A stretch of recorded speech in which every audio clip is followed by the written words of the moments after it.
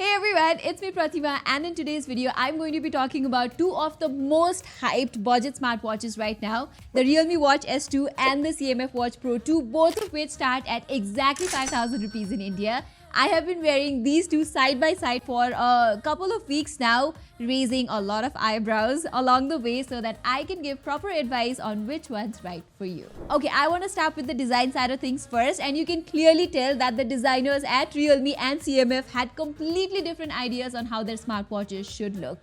The Realme Watch S2 looks and wears like a classic timepiece with its shiny stainless steel body, whereas the CMF Watch Pro 2 has a lot of modernist aesthetic sewn into it with its simple, understated design that feels more practical than anything else. I also like this functional crown that I can use to scroll through different sections in the UI, unlike the crown on the Realme Watch S2, which is purely decorative. I can also choose between different strap styles for both of these smartwatches, but what I really admire is how both Realme and CMF have gone with a universal 22mm band here instead of some weird, hard-to-find proprietary band design. That means I can easily get an aftermarket 22mm band for both of these to match the vibe that I am going for. With the CMF Watch Pro 2, I can even change the bezels if I feel like it. I actually was very genuinely excited to check that out, but it turns out the official bezel and the strap set hasn't been available in a lot of markets yet, and you do not get an extra set of bezels in the box either, so that is something CMF has got to improve. Anyway, both of these watches fit very comfortably on my wrist. They are quite lightweight, and I haven't had to worry about dust or water damage either, since both of these watches are IP68 rated as well. I am still super careful putting these on whenever I head outdoors because there is no protection on the display or the frames, but I guess you can't have it all on a budget smartwatch anyway. As for the display, it definitely seems that Realme Watch S2 and the CMF Watch Pro 2 have an identical screen too. I mean, the Watch S2 is a bit bigger, but other than that, their OLED displays are pretty much the same, with both of them getting just as bright, feeling just as smooth, and looking just as sharp. But let me tell you how wildly different the display experience on both of these smartwatches is. Yes, although both of them have a quite similar UI and UX, you will notice that the Realme Watch S2 has vibrant and lively looks along with smoother animations with all the colorful elements, whereas the CMF Watch Pro 2 looks kind of dull. I totally get that some folks are going to dig CMF's UI design, but it's just not my cup of tea. The watch face options on the CMF watch aren't visually appealing either, whereas I can even set AI generated dials on the Realme Watch S2, which is pretty cool. Only thing that sucks about Realme's display is that it does not support auto brightness adjustment. I can program it to dim the display during certain hours of the day, but that is simply not as convenient or intuitive as auto brightness that we get on the CMF Watch Pro 2. Now, about their companion apps, I will give it to you straight. I found both of their apps to be quite mediocre, to be honest. The CMF watch is clearly better designed than the Realme Link app, yes, but I was also expecting it to be more insightful with my health data. All it does is neatly organize the readings from the watch, and that is all, which means it's entirely up to me to figure out whether I need to work on improving something or not. I actually had bigger hopes from Realme in this regard, since Realme is pushing AI so desperately here, and I was hoping that this thing would have something like an intelligent health assessment or the ability to automatically plan my workouts using AI, but that artificial intelligence thing is nothing more than that AI generated watch face thing that I talked about before, and the ChatGPT 3.5 interface. End of story. Alright, now when it comes to health tracking, the Realme Watch S2 and the CMF Watch Pro 2 are your typical budget smartwatches, which means they can do everything from all-day heart rate monitoring to stress, SpO2, and also women's health tracking. And for what it's worth, both of them measure my vital stats like heart rate and blood oxygen levels more or less the same, with maybe a 5% delta at any given point. But I've got to say the CMF Watch 2 Pro sleep tracking is not that great, because on more than one occasion, this guy has significantly over-recorded my sleep duration.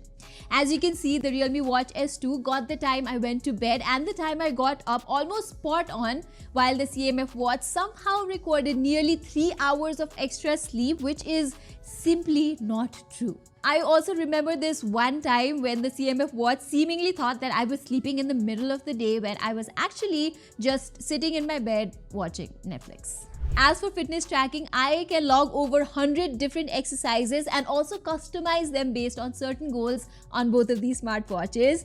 I kind of wish the CMF Watch Pro 2 had a separate button for the workout menu like the Realme Watch S2, but it's so not that big a deal. Instead, I really think you are going to love all the warm-up animations on this thing. It's available in a handful of workouts like running, cycling, and free training, and having a visual guide of different warm-up exercises on the watch itself is such a nice feature to have. The CMF Watch Pro 2 has built-in GPS too, which is lacking on the Realme Watch S2. Although I would not count on it. That's because it takes way too long to lock the GPS signal even when I'm in a fairly open space, and after it finally found a signal, I noticed how its location reading was not accurate either. Besides this, both of them have a few more tricks to try to keep you active throughout the day. So there is this usual activity thing, right? It's quite a common smartwatch feature that records things like steps, calories, and workout duration throughout the day so that you can hit your daily goals. Whereas the CMF Watch Pro 2 also has something called Active Score. This is pretty much exactly the same as the Pi score on Amazfit smartwatches, where you can earn points every day for a week based on different cardio-based exercises. On the other hand, the Realme Watch S2 brings something called Body Energy. It's similar to Energy Score on Samsung's new Galaxy Watch 7, which uses sleep, stress, activity, and heart rate variability data to quickly visualize whether I'm ready for a workout or if I should rest up instead. Both the Watch S2 and the Watch Pro 2 also support Bluetooth calling, by the way, and it works surprisingly well on both of them. And since neither of them runs on Google's Wear OS platform, their battery life is ridiculously good too. Realme promises 14 days of battery on regular usage for the Watch S2, while CMF says that the Watch Pro 2 should go for 11 days without needing a refill.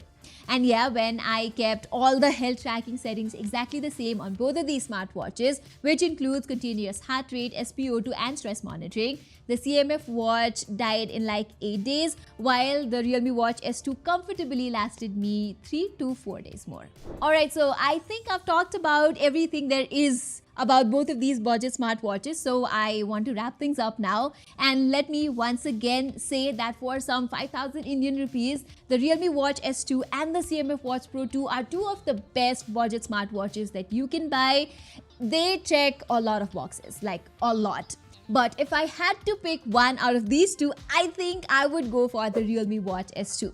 Hear me out. It has a gorgeous design, a great display, better battery life, and arguably better health and fitness tracking features as well, which is basically what most folks are looking for in a budget smartwatch in the first place. That being said, the CMF Watch Pro 2 is nothing short of impressive either. It does have a few software issues. I hope nothing can sort out with a few firmware updates. But it's still a great fit for those who want something different, something that clearly stands out. And not to mention, it also has a couple of useful features that you're not going to find on the Realme watch, like a proper functional crown, built-in GPS, and also auto brightness adjustment. Alright everybody, looks like we need to end this video, so I hope you liked it, and if you found it useful, don't forget to subscribe to our channel and hit that bell icon. Saying this, I'm Pratima Adhikari and this is our office cat saying goodbye. Thank you so much for watching.